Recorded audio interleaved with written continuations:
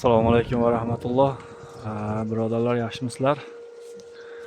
Mana bu tog'li hududdan bir zakazimiz tushuvdi. Xudo xolasa mana perilalarni yasab beryapmiz.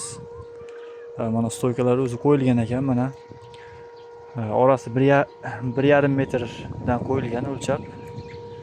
Endi bir 3-4 santimetr nari berisi bor, shunga o'lchab mana kesib qo'yilyapti, xudo xolasa.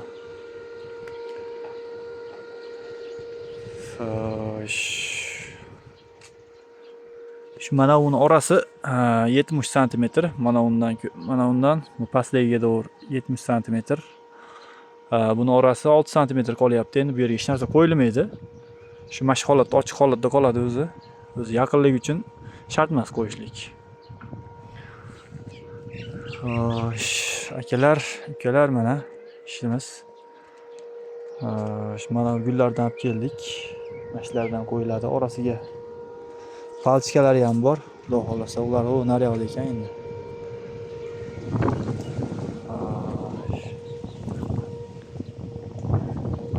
Hozircha shular akalar. Bitsa yana bir video qilib qo'yishga harakat qilamiz bitganda.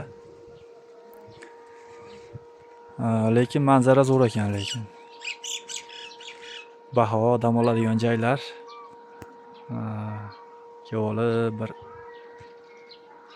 shashlik qilib dam olib ketadigan joy ekan.